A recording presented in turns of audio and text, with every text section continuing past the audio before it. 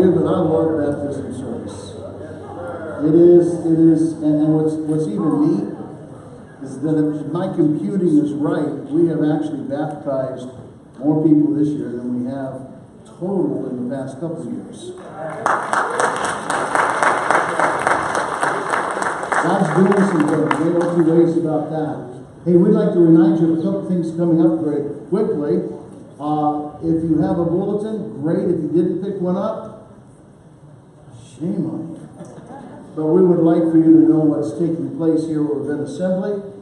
Next week is going to be an exciting time as we enter into partnership with those who are coming in to be part owners of our house, taking on new and fresh responsibilities, connecting with other people, other ministries, other groups. So we're looking forward to that as well.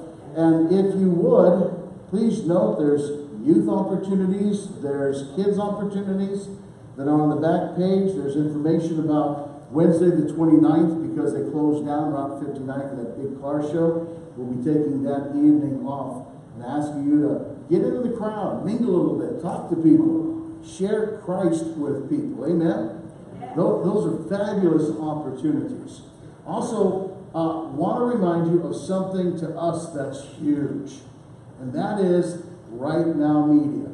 How many of you have already taken the time to go online and to go ahead and register for that free site? All right, that's, you want to, what's that? Yeah, you know what it was, but I did it because it came from you. Oh, how about that? I want you to be our spokesperson. If you have not signed up for this free, you can get it on your, you can get on your phone, you can get on your tablet, you can get on your computer, you can get on your Roku, on your Amazon Fire Stick.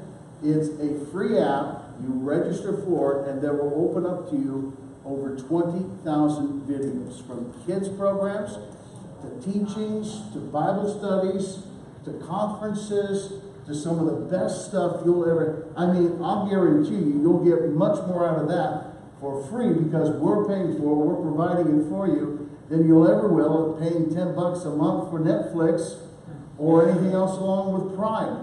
It is an awesome opportunity. We're going to be using it to the full end of things, but there is not a topic, there is not a subject, there is not a situation that is not covered there. It goes from chemical dependencies to mental health, all the way up to parenting and marriage, the workplace, school, kids, all these types of things are there, and much, much, much, much, much more. Why not just register, sign up, and take a look at what's available to you? It can be overwhelming. We are going to be building a little committee that's going to sit down and cipher through a lot of this stuff as much as we can, so that on our page, you'll notice that there's our page. We have a page there on Right Now Media that we can make recommendations to you. As a matter of fact, for couples and marriages, I have that. I have a couple books already listed there. There's one for the kids that are there. There's cartoon series. There's also, man, I'll tell you what, I'd much rather have my grandkids watching these programs than watching YouTube videos on Minecraft. Yes, sir. Yeah, he's going, yes, sir. What's a Minecraft? I don't know what a Minecraft is. All I know is that, I won't even go there. But the end result is, hey, let me tell you something. It is all about the church becoming who the church needs to become, to reach those who need to be reached, to touch families and lives, and to see them changed for all eternity. We're talking about life-changing moments. I want to fill our kids' understandings and minds with the gospel, because it's called the good news. They turn on the TV, they see the ugly news. I want them to see the good news, amen?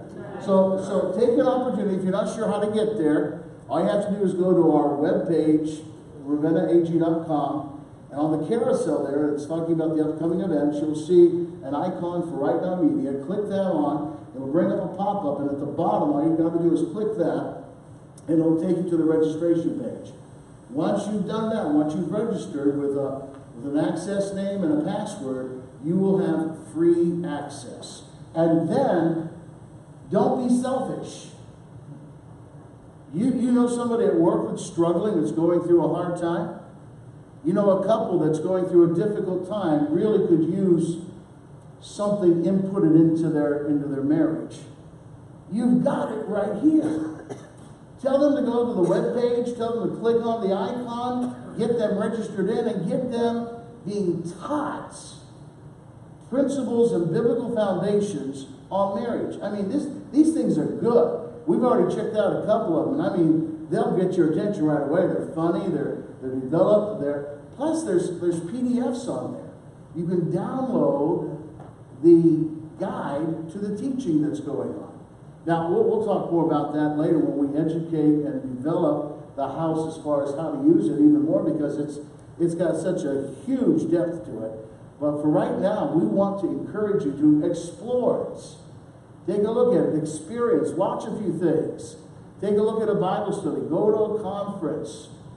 Go ahead and find yourself immersed in some of these things, the books that are there that are taught. It's just a great time to take a look and see yourself developed as a believer. Look, you're here an hour and a half. We would Sunday, okay, maybe 3 hours here. Hold on, well, if I have to start teaching longer because you're not using Right Now Media, I'll do that. Is that a threat? Yeah. But here's the thing. What are you doing Monday through Saturday? Where are you getting solid teaching? And I mean, I thank God for Christian television and Christian radio. But let me tell you something. There's something much more when you can sit down whenever you can during your time schedule and get fed on a daily basis. Would you keep that baby quiet, please? Would you welcome the newborn, just born a couple weeks ago?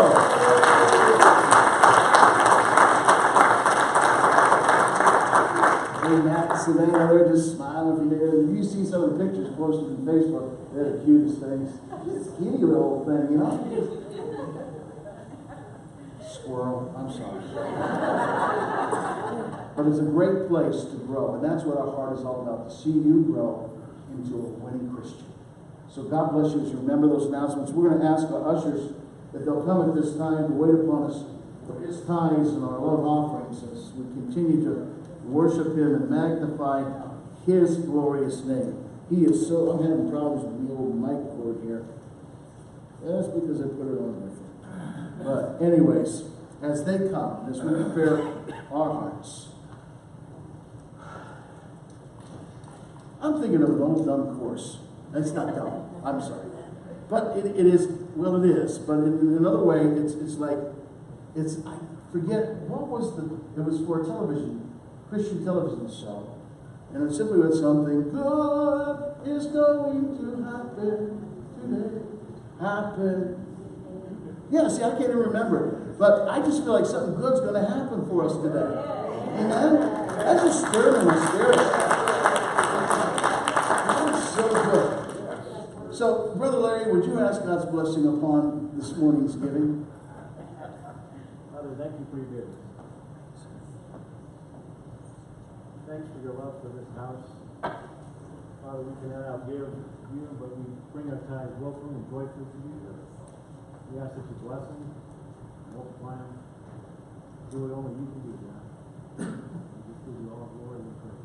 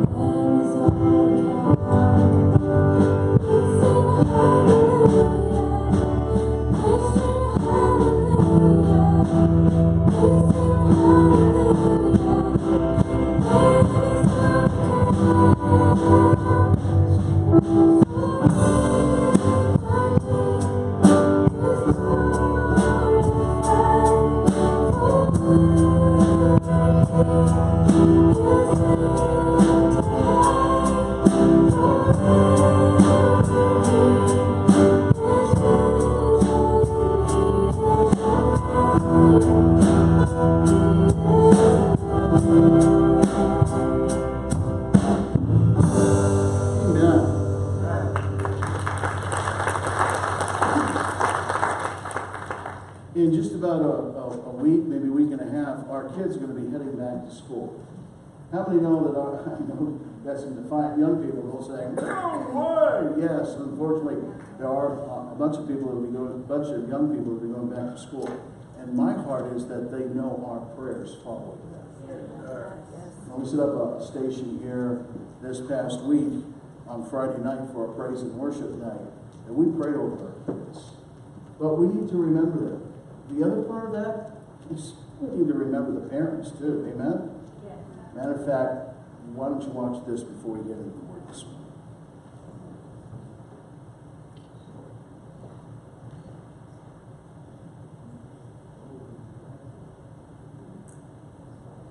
Hello, friends. Can you believe it's that time of year again to gather those supplies and tackle that last-minute back-to-school shopping list? Oh no, don't open those. I need to return them. As moms, Melinda and I understand that the beginning of a new school year can be bittersweet. Oh, you were serious? Bittersweet. For those moms who really treasure those wonderful bonding experiences that the summer months allow. I wanted the water park, had a theme going. Well, Rachel, let us have a games play. Yeah, but he just wants it because I want it. He already has all the racetracks. Now she's gonna pout like a girl. Graham, uncalled for. Apologize. Rachel, I'm sorry that you're a girl. Even the family mealtime during the slower pace of summer can... Oh, can you pass me that blue? I told you not to.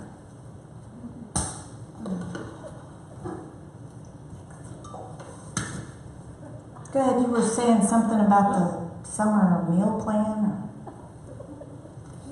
No, I was saying that summer really allows for some in-depth dinner conversation. That's God's perfect plan for how a family of two become a family of 3 and 4. Okay. Who's ready for some cookies?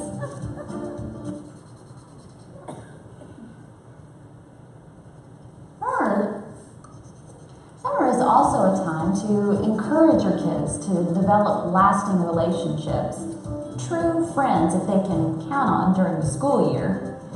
I know my kids like to hang out at Melinda's house. Melinda, I bet you always have a spare kid running around, huh? Yep. Come and go like flies. Well, I don't know how many are going to stay for dinner.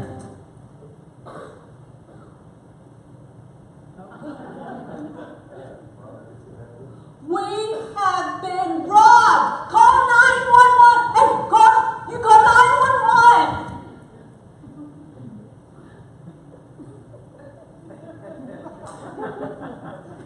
The point is that whether it's during the summer months or the school year, any time with your children is a great opportunity to teach them about what's most important. If you don't, others will. Do you have any advice for us? Oh, I pray a lot. Well said, Melinda. Let's all commit to pray for our children and for the new school year.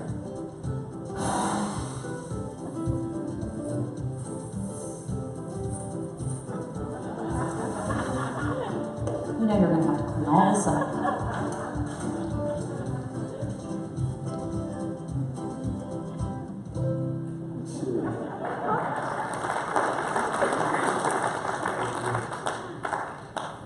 Believe it or not, I took my watch off and I put it right here.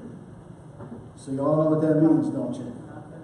Absolutely nothing. Right, we got it. I want to be cognitive of the time, and I'm going to take us over the next 2 weeks. We've been taking a look at the understanding of rest.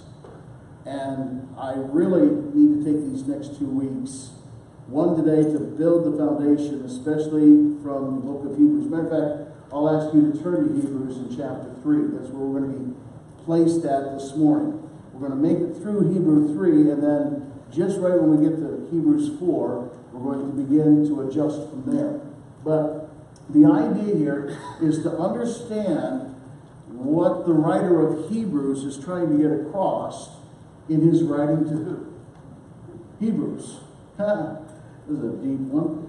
But the idea is that the Hebrews have known the God of Israel, the children of God have known the God of Israel for so long that they're steeped in tradition, they're steeped in their customs, they're steeped in their festivals, they're steeped in an understanding, and then when the Messiah comes, they have a very difficult time realizing that there's someone greater than all these things that has been a part of their lives. That Christ is actually greater than the Sabbath. He's greater than any of the sacrifices. He's greater than the priests. He's greater. And that's what gets broken down throughout this entire epistle of Hebrews. As a matter of fact, that's when you start getting into the chapter of faith and then the comparisons that take place later in that particular book. So it's important that we understand where we're coming from, when we get into this, to understand what it means for a believer to know rest, peace, assurance. Doesn't mean you're not going to have a knot in your stomach at times over things. Situations happen. But it means that in your spirit there is a peace that surpasses all. Everybody say that word with me. All understanding. God has a way of assuring us based on who He is and what He's done. We serve an awesome God, do we not? And so as we get into the third chapter, what he's dealing with here is the reality of Moses. As a matter of fact, let's take a look at those first three verses as we walk through it. It says, "Therefore, holy brethren, partakers of the heavenly calling," watch this now, "consider the apostle and high priest of our confession, Christ Jesus." So the writer's referring to Christ as the apostle and the high priest of Christ Jesus, who was faithful to Him who appointed him, as Moses was also faithful in all his house. Now, next verse says this. It says, "For this one has been counted worthy of more glory than Moses, inasmuch as he who built the house has more honor than the house. For every house is built by someone, but he who built all things is God." So again, note what it's saying. One has been counted worthy of more glory than Moses, inasmuch as the one who built the house. So, verse 5 says, "Moses indeed was faithful in all his house as a servant for a testimony of those things." Now again, it wasn't his house. Notice, if you will, that H is capitalized. It's referring to God's house. Moses indeed was faithful in all of God's house as a servant for a testimony of those things which would be spoken afterwards, but Christ as a son over his own house, whose house we are if we hold fast the confidence and the rejoicing of the hope firm to the end. Now we're going to get into several other things here, but what I want to do here this morning for the next few moments is to build an understanding. So, because you have to have an understanding, it's required in order to build the foundation. I'm having a pickle with my cord here. So, this chapter comes out of the context that this is one, I should say, this is Christ of whom we're speaking of, that is far greater than Moses. He says, "Consider the apostle and high priest of our confession." First of all, remember, Moses was the apostle of the Old Testament as far as Israel is concerned. I don't know if you understand what the word apostle means, but it simply means, it sounds important, but it simply means one who says. In Exodus chapter 3, God speaks to Moses, and what does he say? He says, "I send you." That's the idea behind it. So in so doing, he makes him an apostle of the Old Testament who went from the burning bush into Egypt and then brought the people out. So Moses was as well then a high priest. In that sense, he was actually greater than Aaron in one sense. For if you want to understand him, you got to be one in order. He made Aaron high priest. In order to make Aaron a high priest, he had to be one first of all himself and doing priestly things. So in the scripture, you'll find that throughout on occasions, you find Moses acting as a priest. Matter of fact, you remember when the covenant was made there at Mount Sinai? That Moses was the one who took the shed blood of the animals and sprinkled it on the book that God had given them, as well as the people. He acted as the priest. So Moses stood at the head. I mean, he's the man to the Israelites. The apostle, the high priest of the Israeli nation. He was a faithful servant. It says in verse 5 there, Moses indeed was faithful in all his house as a servant. As a servant. Please grab that. In Numbers 12, I don't have it listed for you there, but in verse 7, that was the testimony of God concerning Moses. It said he was faithful in all my house. He said, I will speak to him face to face. You don't have anybody else in Scripture like that is recorded that God had a face-to-face relationship with. Moses stands head and he stands shoulders above everybody else because God spoke to him face to face. He was a man faithful in all the house of God. Now, where can you find another man like that, said the Hebrew writer. Where are you going to locate somebody who was sent from God, a man who stood as high priest before there was a high priest, and the man who was faithful in all the house of God, so that God would say, I will speak to him face to face. Well, the writer of Hebrews said, he is nothing compared to the one I'm talking about, guys. You consider Jesus, apostle and high priest of our confession. Consider him who is the faithful one. And that's what I'm going to ask you to do along with this writer. Consider Jesus Christ, who is greater than Moses. And we have to get here in order to get this understanding in our head. It says that Moses was a servant of the house of God. Everybody say house of God. House of God. What was the house of God? The house of God was Israel. That nation of people that God had chosen to be his special people. They were the house of God. And within that, you're going to find Moses was a servant in that house. It says, but just a minute, wait. It says he was faithful to him who appointed him. Faithful in all his house. He said the builder of the house has more glory than the house. Moses is a part of Israel. He was a servant within. He was part of the house of God. A servant within the house of God. In other words, if all of us here this morning were the house of God, I would be a servant within the house right now. That's what we're dealing with. I'm part of it, yet I'm a servant to it. Now take the whole block of Israel. That in the house of God, that special people, say the scriptures, Moses was a servant in that house. He was a servant to it, but he was one of them too. It says that the person who built the house has more honor than the house. So guys, as he writes, as you're getting all excited about Moses, and by the way, why are you so pumped up about the nation of Israel? Said the writer. He says, you got to consider who built this thing to begin with. The builder of the house is greater than the house. The builder of the house is greater than, say it with me. The builder of the house is greater than the house. Jesus Christ is greater than the nation of Israel. The nation of Israel pales in significance before the person who built it. This is significant to understand. The nation of Israel, look, Moses, as one person within that house, pales in significance before the person who built the house in the first place. And he says, well, what did Moses do?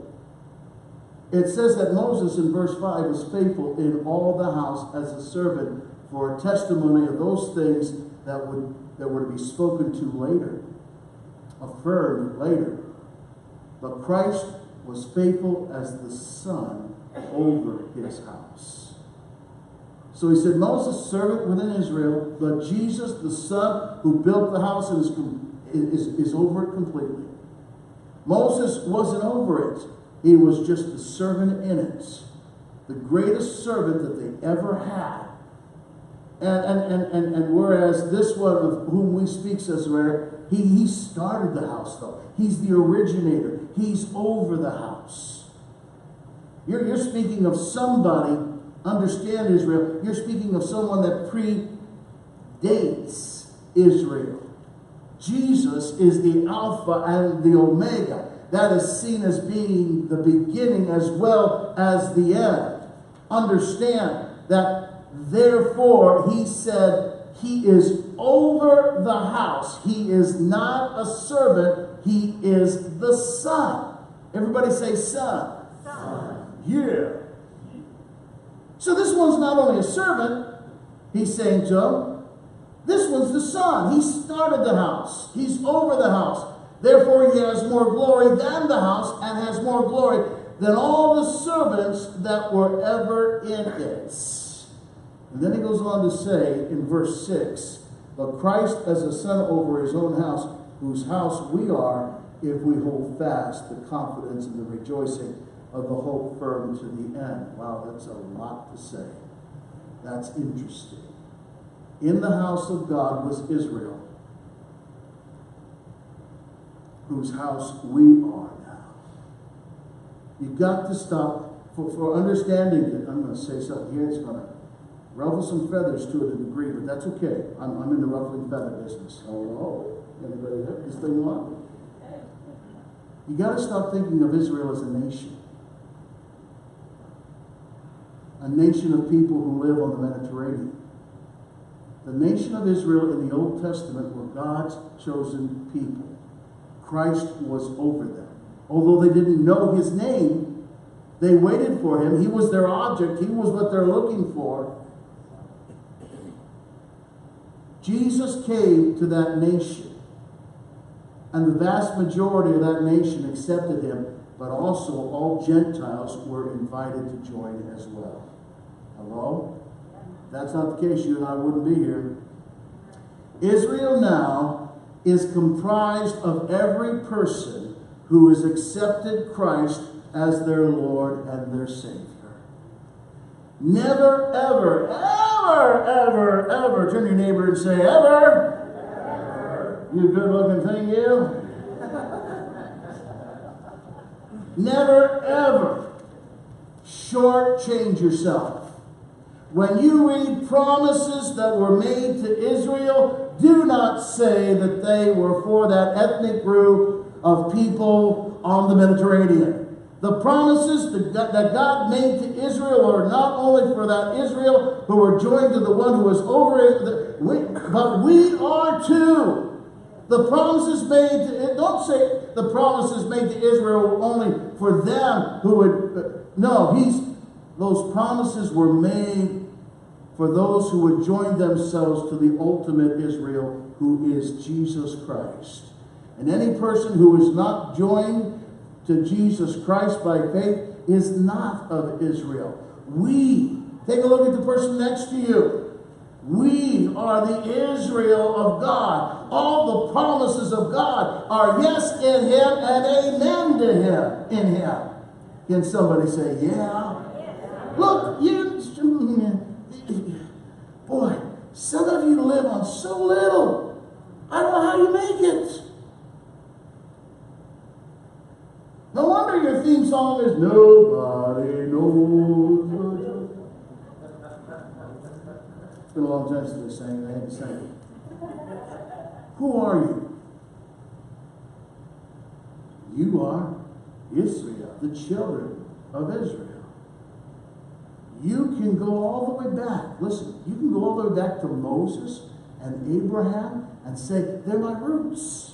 That's what Paul talks about in Romans. You've been grafted into the tree, my friend.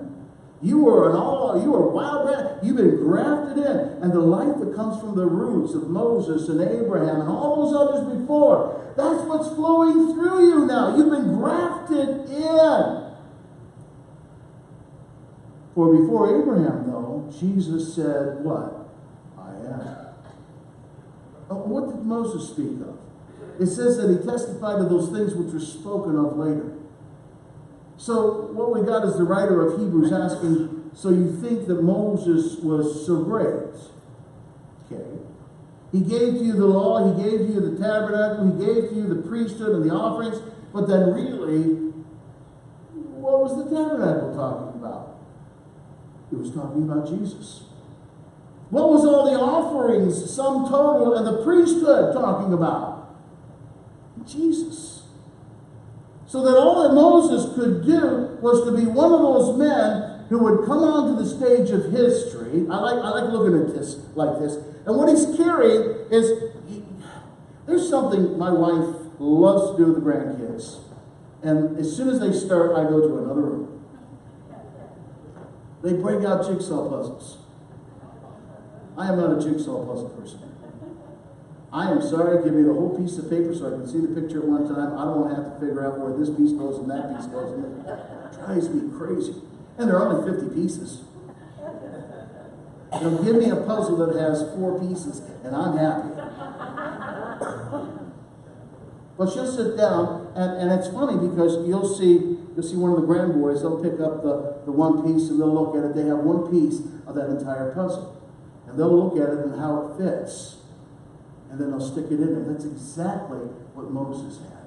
He had one of those pieces of the jigsaw on his shoulder. And he said, here it is. I have a message, but it's about someone else. Someone who was before me. And that's someone else who is over me. And that's someone else who is going to ultimately come. So the writer said that Moses was the greatest that they had at the time. And strangely enough, although this man, had such an incredible word of God, through the fact that he spoke face to face with God and spoke those words to the people, they didn't listen to him.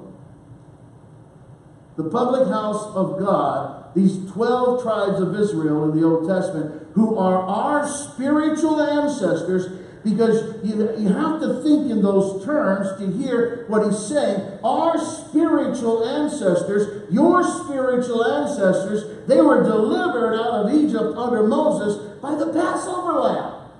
They were delivered from the hand of Pharaoh by great plagues and wonders. And they were brought through the Red Sea by the miracle of its opening up. And they fed on manna. And as they said as they go through the wilderness, and oh man, water came out of rocks and gave them what they needed in the desert. And it's all under Moses.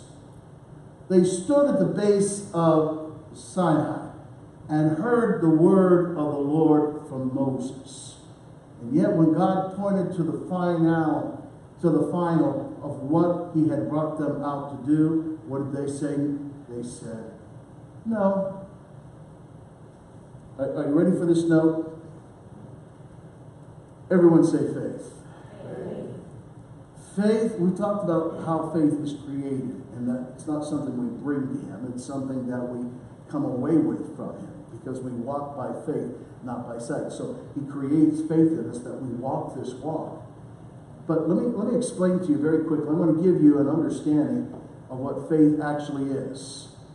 Faith is basically saying this word. Say it with me. Yes. Yes. There you go. And unbelief is basically saying what? No.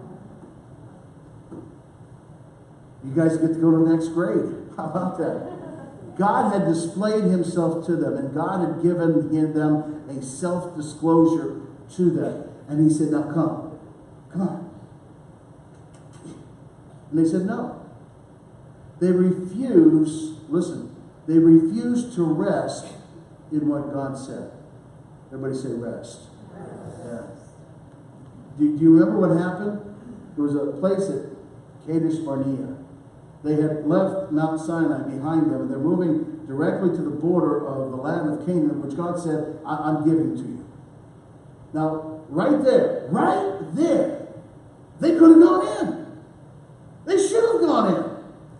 They had learned enough to go on. All the cries that God had, all the things that they had ever gone through, that God had ever led them into, was to teach them one thing. And that was to rest in what God said. It might look crazy, it might sound ridiculous, but you rest in what God said. Remember in Deuteronomy in chapter 8, there's a verse there that we always kind of quote out of context. It's found in verse 2. And matter of fact, let's just go ahead and look at it from the beginning here. It says, every commandment which I command you today, you must be careful to observe, that you may live and multiply and go in and possess the land of which the Lord swore to your fathers.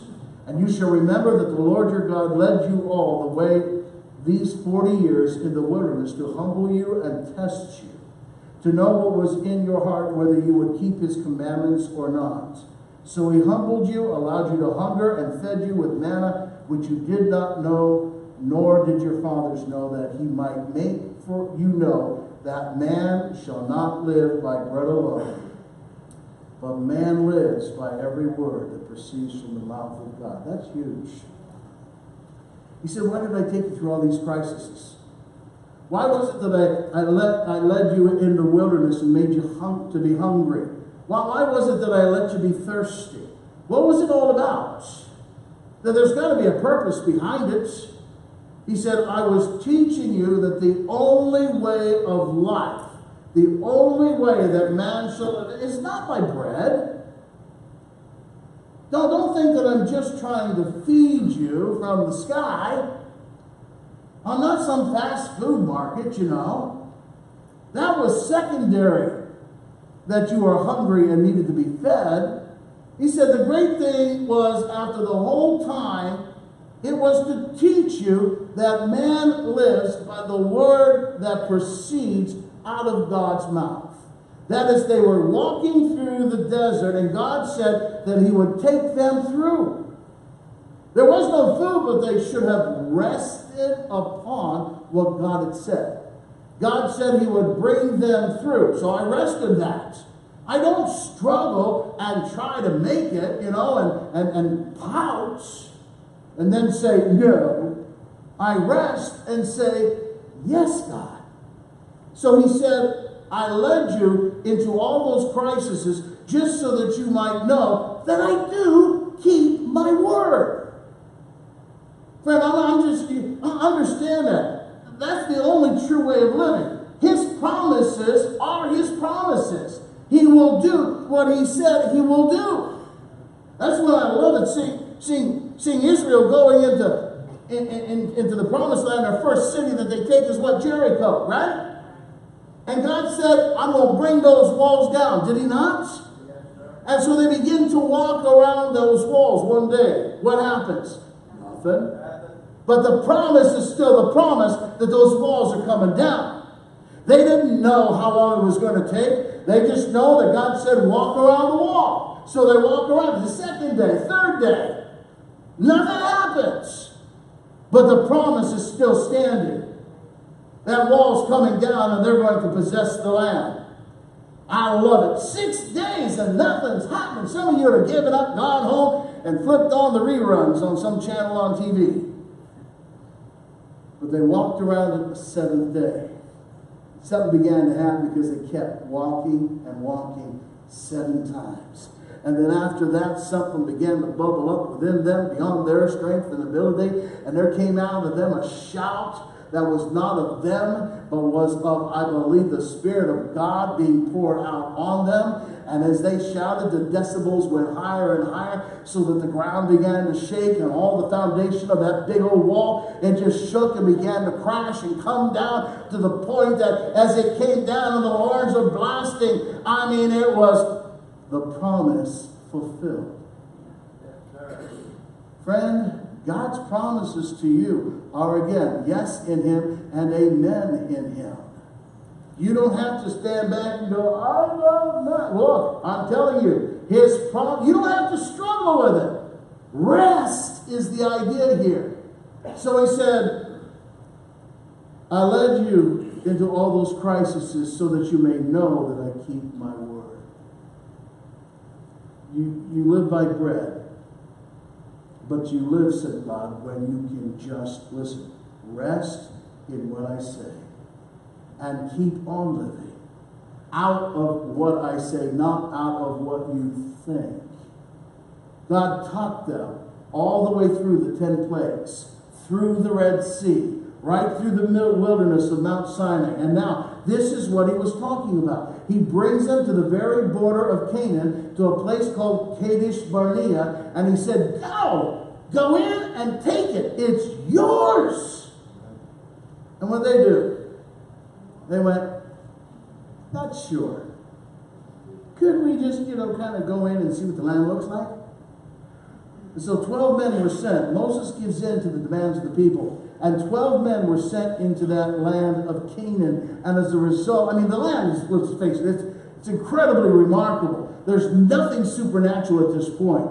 You first of all have this great big race of gigantic people that is living on the land. It's about my size, okay? And yeah, the Hebrew people are, they're kind of short to begin with. And these people were rather large. Now, later they were identified as guys like Goliath. And that's not Jack and the Beanstalk kind of stuff. Goliath was 10 feet tall. And if you're shorter than me to begin with, and you're looking up at somebody who's 10 feet tall, that'll make you think twice. They would have, because of their size, built extra large cities. And remember, the land was filled with the largest grapes that you've ever seen. Grapes would be about the size of an orange. It would take 2 men to carry a branch of grapes. They said it's a land that flows with milk and honey. But they took one look at the people there, and they all came back from that tour, and they all met together and attended together and said, we're like grasshopper in their sight. We never be able to make it. This is just, it's crazy. It's utterly ridiculous if we should even try. You want to know what it is? It's planned Jewicide. 2 men, one called Caleb, the other called Joshua. What did they say? They said, no, you're wrong. If God said go in, we go in, because God said go in. By some way unknown to us, even as he destroyed the Egyptians, he's going to bring us into this land. The promise is yes. You have this campfire that's existing here at this time at night, and as they got back and announced to the 3 million people that 10 went under over 2. You just got the greatest primary that's ever been. And they were making a decision that day for the rest of their life. Tragedy is they didn't realize what they were doing. That they would be destined to roam for another 40 years. And as they came out of Egypt, they should have learned their lesson there. When they stood at the Red Sea, they should have allowed, what they did is they allowed a little germ to get inside of them as they were struggling. They had hardly begun. I'm sorry, you just can't walk out of Egypt and say it's all over. They'd hardly begun. Listen, unbeliever, let me say this to you, and I need to wrap this up. They had hardly begun, and then a little tiny bit of doubt came in. And when God said, walk into the Red Sea, that rebellion had already started against Moses. They already had started crying out against Moses. We're going to die. We're going to die. You should have just left us over here. We're going to die. Where'd you lead us to? You let us out here and let us die. It's amazing that God doesn't do too much at that time. He shows them, as a result, another miracle and entices them on to hunger. And then he gives them manna. But by this time their complaints are getting even more widespread, worse. They're getting blinder and they're getting deafer. Is there such a word as deafer? Toward what God is doing. They don't realize that by now saying no to what God has said has become a way of life. Started out as the one, but it continued to progress. It's their basic response to God, even as yes had been their basic response when they walked out of Egypt. In a matter of a year and some months, their basic response now has become no to God. Because all they have done is behold what God did. They did not put their will in line with God's will. And they don't realize what they're doing when they voted. They made a decision. We don't go in. You know the story. They go ahead the next morning and go, oh, I think we made a big mistake. God said, no, I heard your vote. I know your heart. So they try to gather together and go in anyways, and it's like a bunch of hornets that chased them out. A bunch of them, died. It was a mess because they went in of their own strength.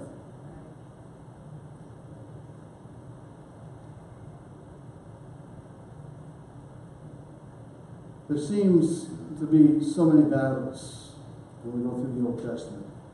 But you have to see what God's saying to these people.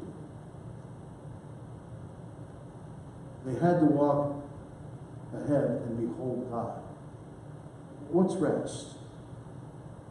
I mean, I think of men like Jehoshaphat. Remember Jehoshaphat, where all the enemies are coming up from behind and all his armies out and gone, and as a result, they're about ready to destroy him. And what does Jehoshaphat do? He just lays it out before God.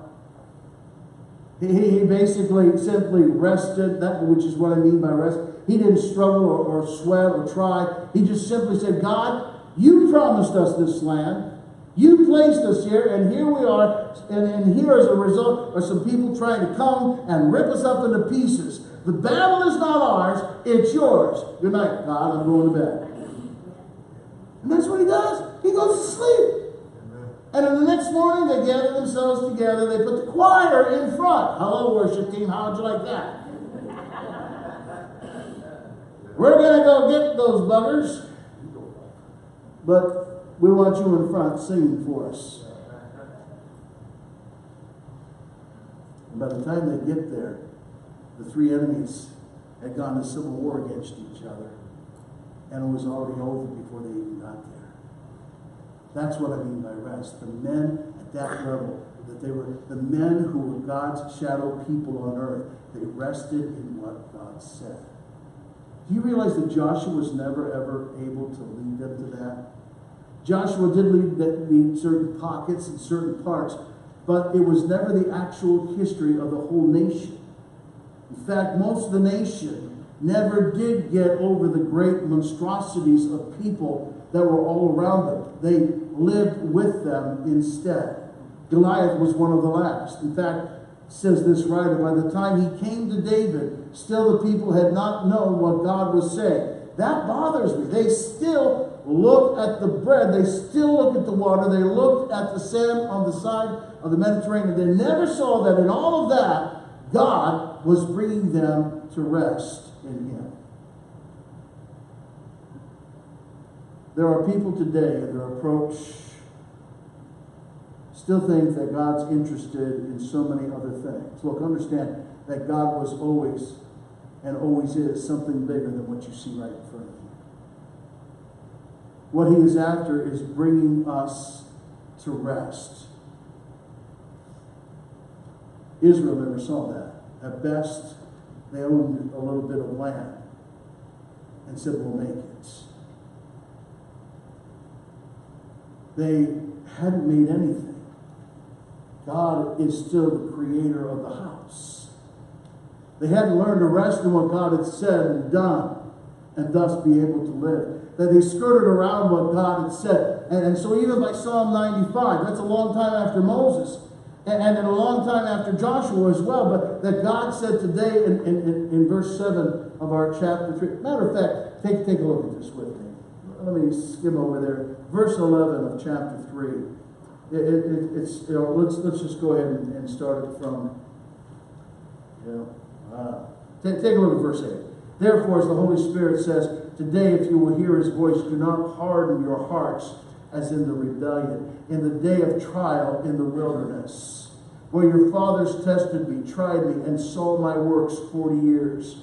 Therefore I was angry with that generation, and said, they always go astray in their hearts, and they have not known my ways. So I swore in my wrath, they shall not enter my rest. Brethren, beware, brethren, lest there be in any of you an evil heart of unbelief in departing from the living God. But exhort one another daily while it is called today, lest any of you be hardened through the deceitfulness of sin. For we have become partakers of Christ if we hold the beginning of our confidence steadfast to the end, while it is said, today, if you will hear his voice, do not harden your hearts as in the rebellion. For who, having heard, rebelled? Indeed, was it not all who came out of Egypt, led by Moses? Now, with whom was he angry 40 years? Was it not those who sinned, whose corpses fell in the wilderness? And to whom did he swear that they would not enter his rest? But to those who did not obey. Can I say that part again? To whom did he swear that he would not, that they would not enter his rest? But those who did not what? So we see that they could not enter in because of unbelief. He says, if you don't, you're going to end up like your fathers did. If you hear my voice. He said they still didn't enter into rest. But he said there is one now who is greater than Moses. One now who is greater than Joshua. And if you will hear his voice and make your basic life pattern yes to him, then you will enter his rest. Let me give you one more verse. I think I have it there, chapter 4, verse 1. Take a look at it. Therefore, since a promise remains, the promise has never gone away. The promise still stands. Therefore, since a promise remains of entering his rest, let us fear, lest any of you seem to have come short of it. I'm not here to create scare tactics. I'm not a scare you into heaven kind of guy, because I know that if I scare you into heaven 6 months from now, I got to scare you back again. I'm a relationship kind of guy, to the one who is the creator of this house, in whom we all serve. But the truth of the matter is, what scares me more than anything else is the believers that are restless. The believers that walk around worrying about this, anxiety about that, trouble about this, beaten up over that, that there's no peace, that there's no assurance. They have no understanding of what it means to walk in that rest, to walk into that rest. Oh boy, we sure know what it is to walk into that trouble and call, so-and-so and pray with me, which is another kind of code word to let me gossip about this and talk about that and the problem I'm having over here and what so-and-so said to me there and all these other things. You just don't know. That's not rest. It's not the promise of rest. It's not what he has for us to enter into. And that's why when I say this is two-part, then next week I'm going to give you the lowdown of who you really are. You said what they think here. And I mean that. God has something more in store for you. You know what I love about the guys that got baptized this morning? They're not perfect yet. They still have mess-ups. They still have hang-ups. They still have hiccups. But they're saying yes to him. That takes faith. I don't know what to do. Don't know how to handle it. Don't know where to go. Don't know how to come out of it. Don't know how this, that. But I'm going to trust him. I'm going to obey what he asks me to do. Because I know his promise still stands. That what he said he will do, he will do. And it's he that works in me, both to will and to do for his good pleasure. You know what his pleasure is? To see you at the fulfillment of your purpose and your destiny. He didn't create you so that you could come in and warm a pew on Sunday and get all the fuzzies and the wuzzies and go out and live in health from Monday through Saturday. He has created you to be more than a conqueror, to be an overcomer. His promise is true. So guess what? Guess what you're going to do this week? You're going to mess up. You're still going to have things you're trying to look at as far as a breakthrough in to maybe get over. You still got these things happening in your life. Yeah?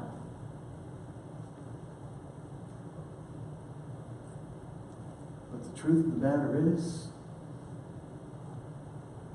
he's still who he says he is. And I'm coming after him. And maybe you're here in this place this morning. The truth is, your life is not right with God. You don't have that relationship with him. You've heard it. It's been talked about. Maybe you did, like one of these that were baptized this morning.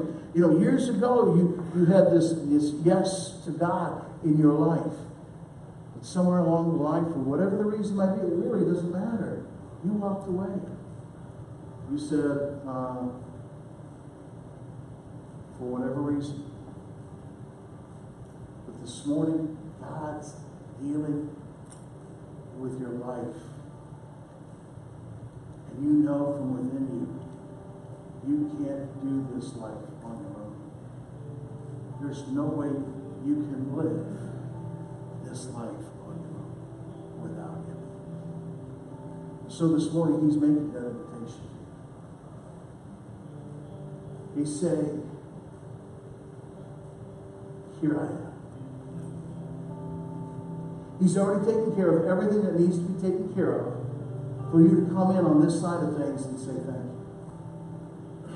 You don't have to do a certain work here. You don't have to work out this here. You don't have to become this. I don't have a high tolerance for people who say, well, Pastor, when I get my life together, I'll come to church. That really bugs that's just slap me in the face, why don't you? The church is here for people who don't have their life together.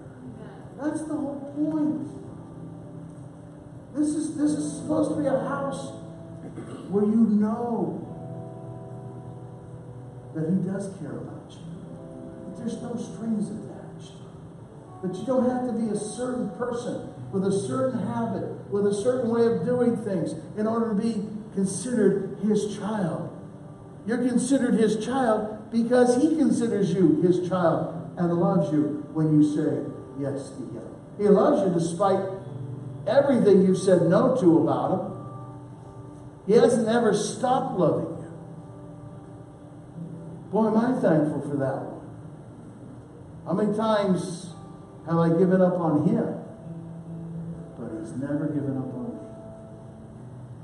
So if you're that person this morning, and you don't know Christ as your Lord and Savior, but yet right where you sit in your heart right now, you said yes to that relationship with him. Now, I'm going to take it just a little further. Forgive me. But for some people, they think in their mind, well, if I become a Christian, I've got to do all this, I've got to do all that, I got to be this, I've got to be that. Oh, for Pete's sake. Really? Let me tell you something.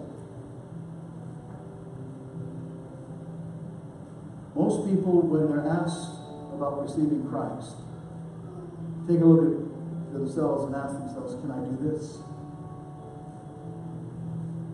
And guess what the answer is going to be? No. Well, of course you can't. How in the world can you do it? How can you live that way? You can't. Because if you could, you sure wouldn't need God now, would you? It's not about what you have. It's about what he has and what he's done. So with God dealing with your heart, let me say this one more time. Receiving Him and saying yes to Him is not now becoming the mold of a Christian. What it is entering into a relationship with Him. And I can trust Him with your life and dedication. I can trust Him to do, to move, to love on you, to encourage you, to correct you, to guide your path. I can trust Him. And I know that when you walk into these situations that are overwhelming, He's still teaching you. I mean, that's what it's like to be out in the desert with no food and no water, right? Oh, we're going to die. This is when we're going to die. Well, of course you're going to die. But not today. Because God's faithful. And we don't live by bread alone, but by every word that proceeds from His mouth. Lord Jesus, I thank you for your word this morning. I thank you for what you've said. Now I pray for hearts and lives that are making decisions this morning. They're not making a decision about a church, about a group of people. They're making a choice about a decision between you and them. To come where they turn, right where they are, and to say yes to what you're saying yes to. Holy Spirit, thank you right now for that work in people's lives. And if that's you with every head bowed this morning, that's you, that's your heart, that's your prayer. God, forgive me, save me. That's you right now. Would you just, I want to pray for you right in your seat. Would you just affirm that by just slipping up your hand real quick? Just catching my hand. God bless you. God bless you. God bless you, guys. You can put those hands down. God bless you, man. Others?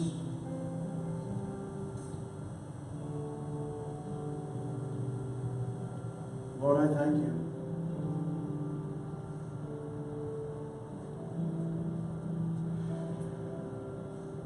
It's not me who's going to be crucified. You done did that for me. It's not me that has to be buried. You were buried instead. You finished the work, and I come in after all that has been finished. And I can rest in what you've done for me. You've purchased my soul. You became me on the cross. You've made a way where there is no other way. And this morning, I thank you for saving lives in this house, for healing inside, for becoming what we need you to be,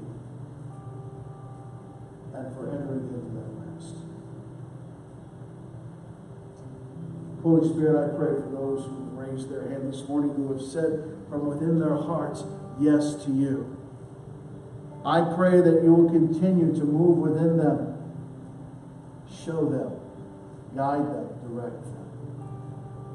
But above all, love on them, heal them, renew them this day.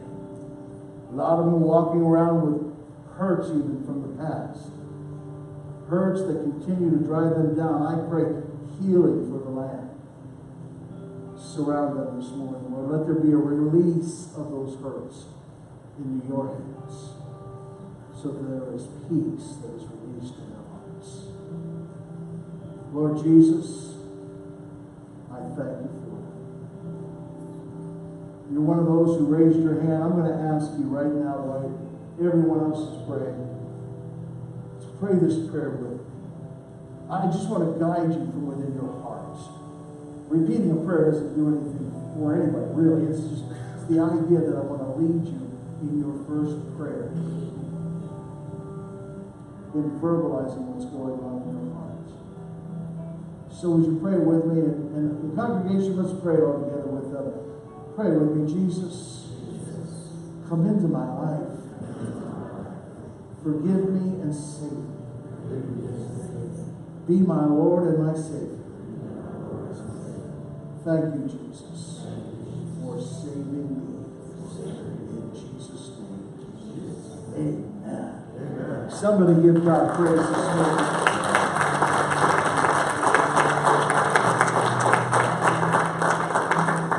I want to thank you for the extra time this morning, but I'm going to ask you to stand with me. I know it's a little bit later than normal. Maybe it's not. I don't know. I don't have a watch on. But the truth is, these altars are not closed. Believer, maybe you've been struggling with some things that God's been dealing with you on. To know what it is to walk in obedience rather than attitude. Did I just say that? Yeah, I just did. Maybe God's dealing with you and some of the things that you're going through because He's really saying, I'm showing you things. I'm teaching you things.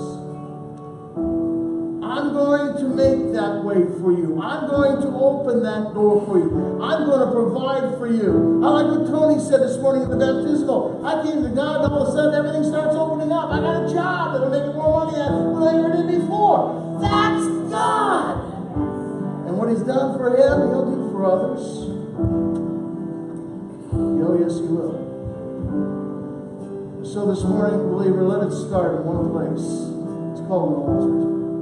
Let's find that place of prayer this morning. And if you raised your hand, I'm going to ask you to do me a big favor. As others are coming, I want to invite you to come. We want to pray with us more. We want to put something in your hand that'll help you get started. We want to be able to connect with you a little bit more on your journey. We believe that you don't do life alone. You connect with people. You grow together. We can't do this life alone. It's just that simple. We need each other. So as we sing this chorus, I want to ask you, I want to invite you, I want to call you. Let's find that place of prayer around these altars, around these pews, as we come together this morning. Let's make our way, shall we? Let's step out from the lines. Go ahead and start singing over me. Let's find that place of prayer this morning. In all of the one who gave it all, I'll stand my soul, Lord, to you surrender all. I am Jeanette, it's your will yours. Beside you, so I'll stand with arms high, heart abandoned. In all of the one who gave it all, I'll stand my soul, Lord, to you surrender all. I am is yours. So I'll stand with arms high and heart abandoned. In all of the one who gave it all, I'll stand.